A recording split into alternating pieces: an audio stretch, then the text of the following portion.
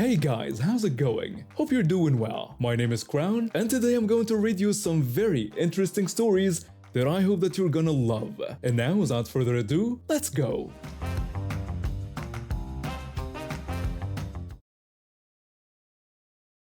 So this happened about 10 years ago when I was 16. I grew up in Saskatchewan, Canada, raised by my single mom who worked as a teacher. My dad left when I was a baby and would only pop up occasionally throughout my childhood. My mom did everything she could to give my brother and me a good life, working multiple jobs and making sure we had what we needed. She's honestly the best person I know. When I was 16, my dad suddenly wanted to play father again and invited me to spend the holidays with him and his new wife in Texas. My mom, being the good person she is, encouraged me to go because she thought it was important for me to have a relationship with my father, even though he'd been mostly absent. She couldn't afford a lawyer if he decided to fight for visitation rights, so she didn't want to create problems. The thing about Saskatchewan winters is that they're brutal. We're talking temperatures that would make a polar bear shiver. So when I got to Texas and it was what I considered spring weather, I was thrilled. I spent the entire trip in shorts and tank tops, all of which my mom had bought for me. And before anyone says anything, my mom was a traditional teacher who made sure I was always dressed appropriately. These weren't revealing clothes by any stretch. Fast forward to the week after Christmas. My stepmom needed to pick up some groceries at Target, and I wanted to look at clothes while she shopped.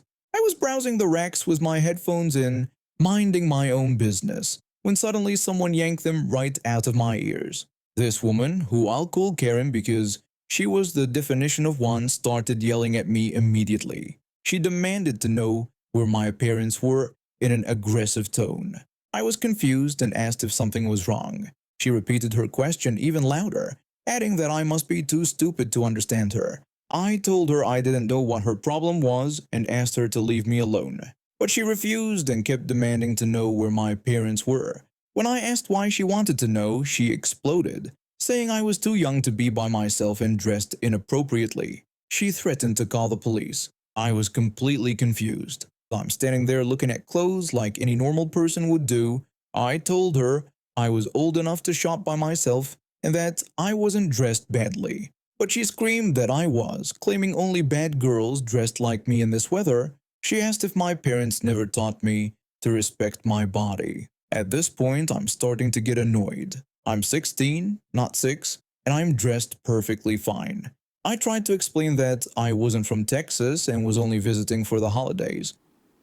But she refused to believe me, insisting she knew I was from there and just liked dressing inappropriately. She said I needed to learn to dress appropriately for the weather. This is when things got even worse.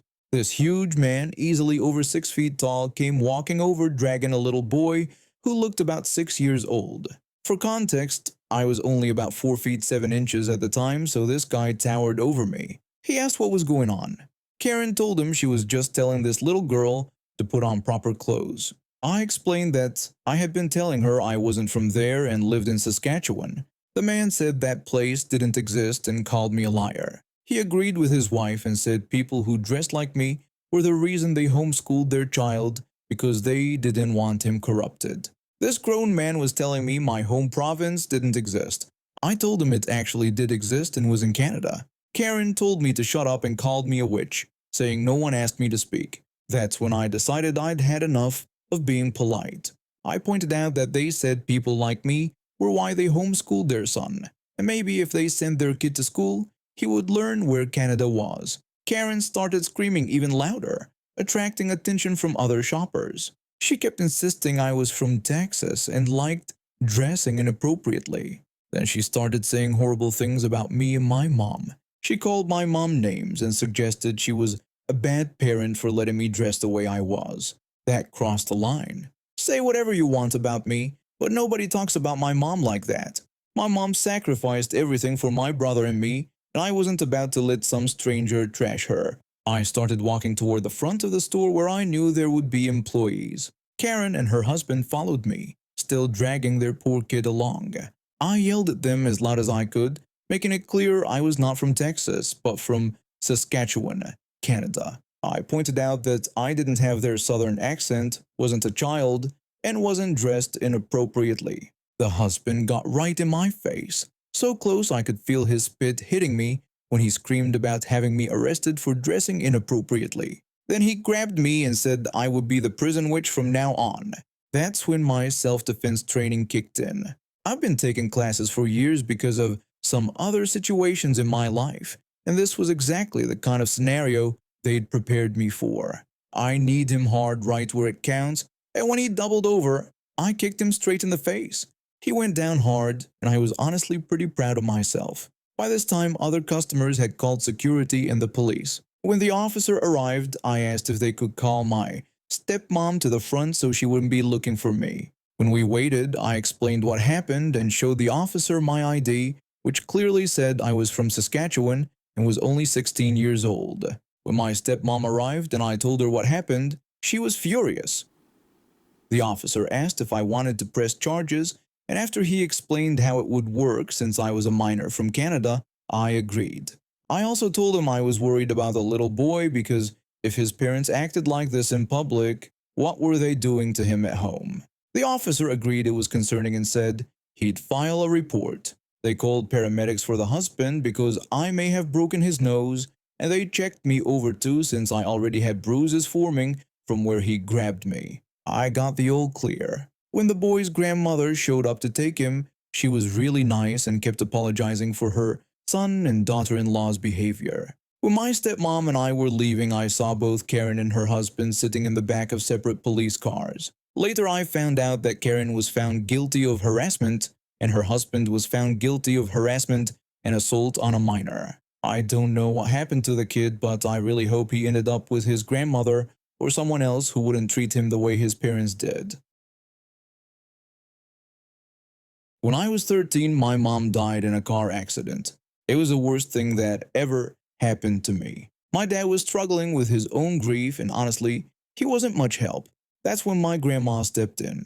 She was my mom's mother, and she became everything to me. She helped me with homework, taught me how to cook, listened to me cry about boys, and raised me through my teenage years. She's the strongest woman I know, and I love her more than anything.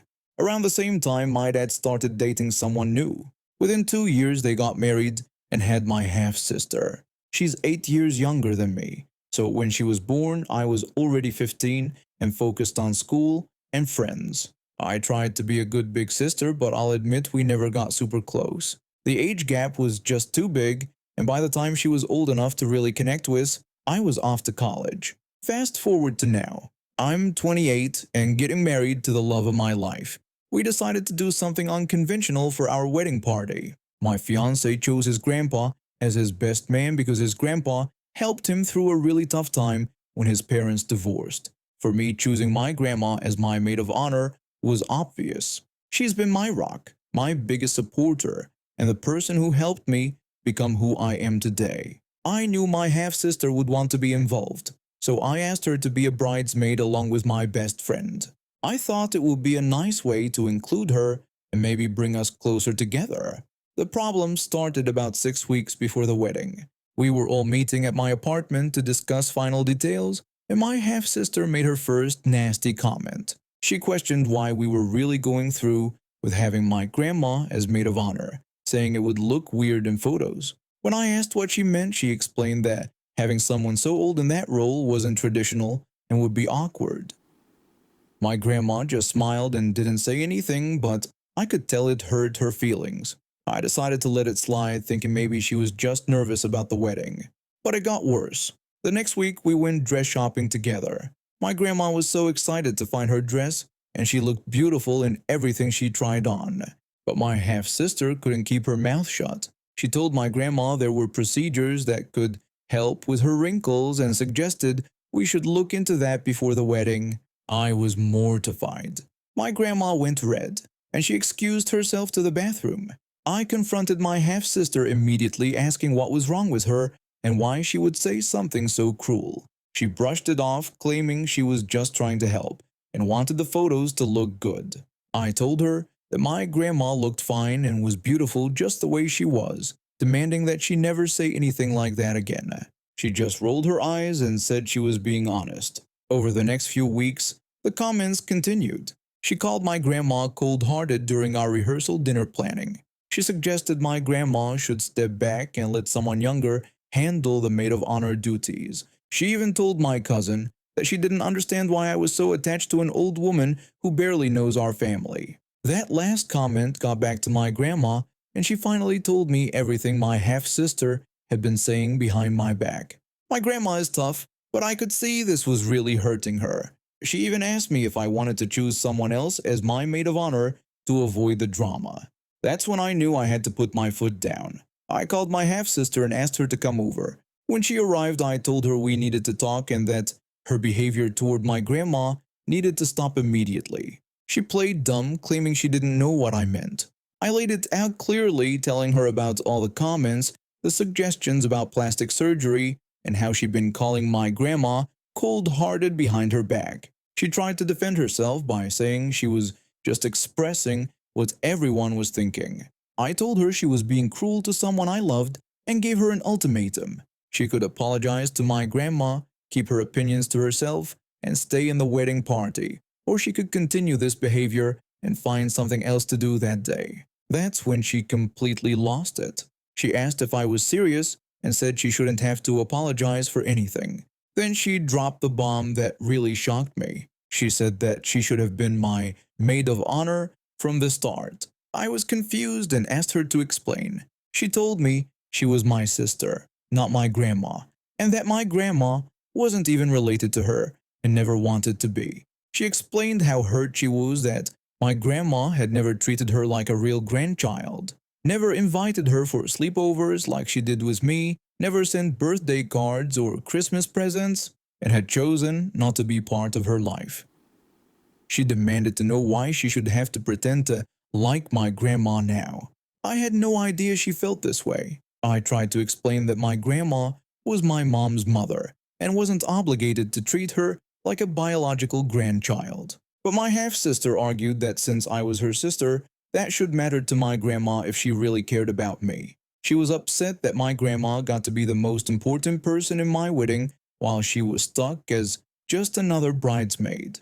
I told her that life wasn't fair, but being cruel to someone who had done nothing wrong wasn't going to change anything. She insisted that my grandma had done something wrong by ignoring her whole life, and now I was choosing my grandma over her just like everyone else always had.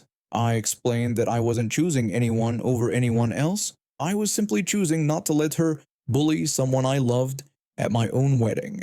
She said fine, then she guessed she wouldn't be coming to my wedding at all. She walked out. 2 days later, my dad called me, furious. He asked what I had done to my half-sister because she'd been crying for 2 days. I explained that I had told her to stop being rude to my grandma or leave the wedding party. He argued that she was family and should be more important than some old woman. That really set me off. I reminded him that this old woman had raised me when he was too busy grieving to be a father and told him to show some respect. He said I was being unreasonable and that she was just a kid who felt left out. I corrected him, pointing out that she was 20 years old and had called my grandma an old hag. I told him I was done discussing it and hung up. The day before my wedding, she showed up at the venue during our rehearsal. She walked right up to my grandma, who was helping arrange flowers. She told my grandma that she hoped she was happy because she had ruined everything. My grandma was confused and asked what she meant. My half-sister accused her of turning me against her and making me choose my grandma over my own family. That's when my fiancé stepped in.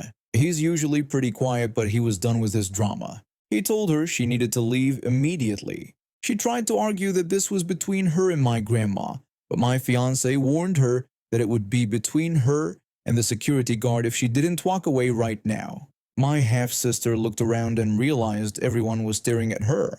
The wedding party, my friends, even the venue staff were all watching this scene unfold. She said fine, but told us not to expect her to pretend we were family after this.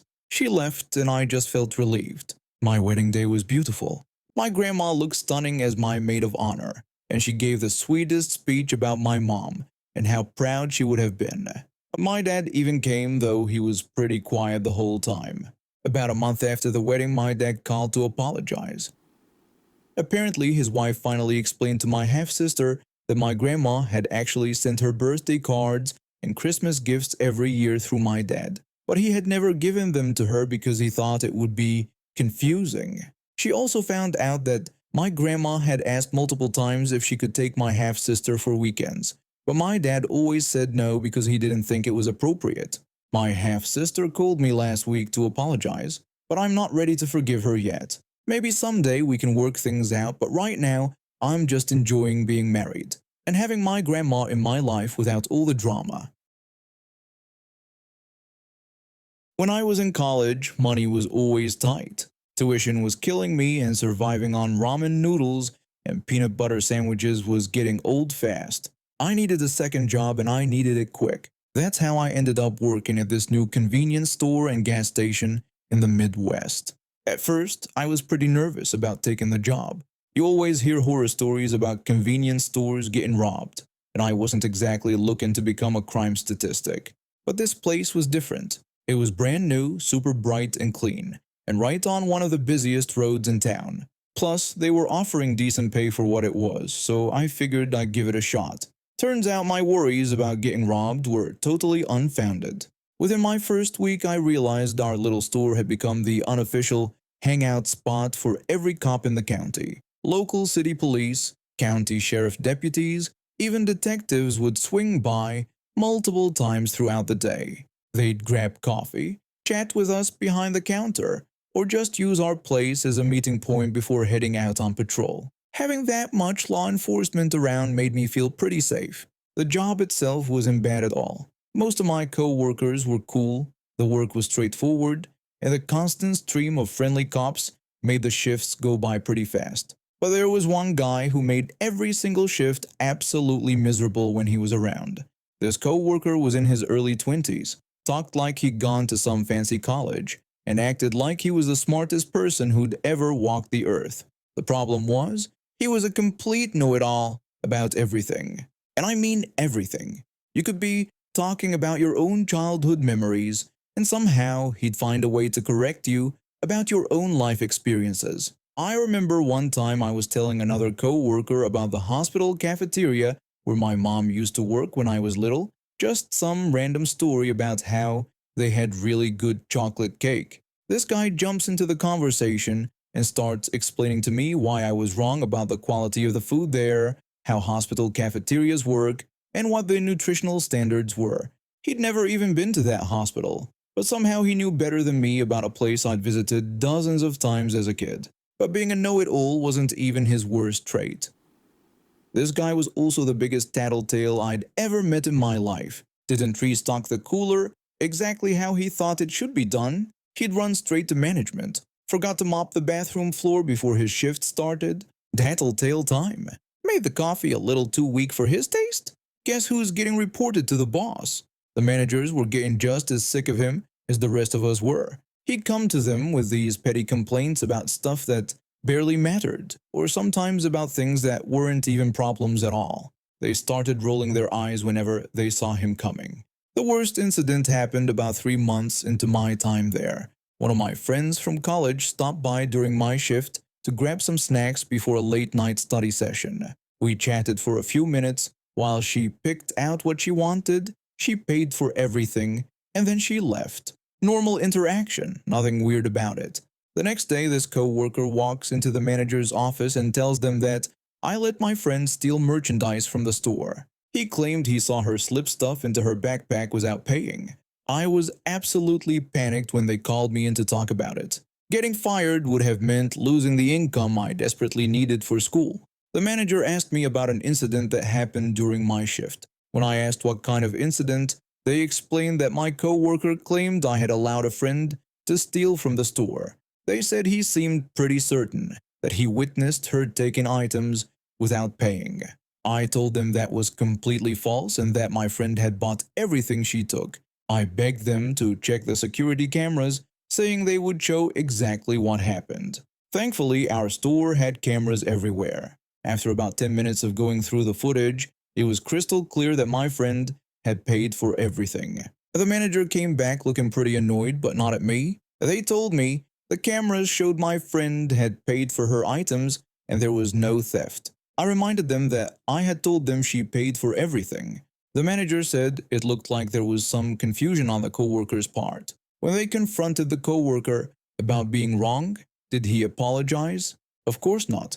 He just shrugged and said he must have seen it from a weird angle or something. No accountability? No sorry for nearly getting me fired over nothing. That's when I realized this guy wasn't just annoying, he was actually dangerous to work with. The day everything changed started out like any other shift. It was during the evening changeover and the store was packed with our usual crowd of law enforcement officers. 2 sheriff deputies, 4 or 5 city cops, all just hanging around chatting and grabbing drinks before heading out on patrol. My co-worker and I were getting ready to hand things over to the know-it-all, who was coming in for the night shift. There weren't any other customers, so everyone was just standing around talking and joking with each other. The atmosphere was pretty relaxed and friendly. One of the sheriff's supervisors was there that day. Everyone called him the sheriff supervisor, and he was one of those guys you instantly liked. Salt-of-the-earth type, always friendly to everyone, would give you his last dollar if you needed it. Real stand-up guy who treated everyone with respect, whether you were the police chief or just some college kid working at a gas station. I was chatting with some of the city cops when I started hearing the conversation between the sheriff supervisor and my co-worker get a little heated. The sheriff supervisor was telling some story about a case or procedure, just casual conversation, when my co-worker decided he needed to jump in and correct him. My co-worker told the sheriff supervisor that what he was saying wasn't how that worked at all, and that he had it completely backwards. When the sheriff supervisor asked how that was, my co-worker explained that he had studied this stuff extensively and what the officer was describing was totally wrong. The sheriff supervisor just said he understood. Then my co-worker really crossed the line by telling the officer that he probably didn't have the same educational opportunities, and that it was only natural that my co-worker would know more about this particular subject. The sheriff supervisor just smiled and nodded along, not arguing back or getting defensive like most people would. Instead, he just excused himself from the conversation and walked around to my side of the counter. The sheriff supervisor asked me what that guy's last name was. I told him the name and asked why he wanted to know. He said he was just curious and thanked me. He wandered off toward the back of the store, and I went back to my conversation with the other officers. I figured he was just being polite and didn't want to continue arguing with my know-it-all co-worker. After a few minutes, the sheriff supervisor came back up front with this puzzled expression on his face. He asked my co-worker what his name was again. My co-worker looked annoyed at having to repeat himself, like he was talking to a child who wasn't paying attention. He told the sheriff supervisor his full name and said he had already told him that. The sheriff supervisor said he understood and thanked him again. The sheriff supervisor walked away again, this time toward the front of the store. When he came back a couple minutes later, he had this huge grin spreading across his face. The sheriff supervisor asked my co-worker to confirm his full name one more time. My co-worker said yes, that's what he kept telling him, sounding even more irritated. The sheriff supervisor's grin got even wider as he reached for the handcuffs on his belt. He told my co-worker that he was real happy to hear that because there was an active warrant out for his arrest and he was going to need to take him into custody right now. He ordered him to turn around and put his hands behind his back. The entire store went completely silent. You could have heard a pin drop. My other co-worker and I just stared at each other with our mouths hanging open, trying to process what was happening. Then it hit us. The guy who spent every single day lecturing everyone about how smart he was, who told cops they didn't know what they were talking about, who acted like he was better than everyone else, had just been arrested by the very officer he'd been condescending to. Our shocked expressions melted into pure joy when we watched our most annoying co-worker get handcuffed and led out of the store in front of all his law enforcement buddies. The irony was so perfect, it almost didn't seem real. I never saw him again after that night. The sheriff supervisor came back later during my shift to apologize for making me stay late to cover the extra hours. The sheriff supervisor said he was sorry about keeping me there longer than scheduled, and that he knew I probably had other things to do. I told him he was kidding if he thought I minded, and that it was the best entertainment I'd had in months. I said it was totally worth staying late. The sheriff supervisor said he was glad somebody enjoyed the show. I told him I would have paid money to see that happen, and that the guy had it coming. Turns out, if you've got an outstanding warrant and you're trying to lay low, the last thing you should do is pick a fight with a cop and tell them how much smarter you are than they are. And now we have reached the end of today's stories. Thank you for watching, and see you next time.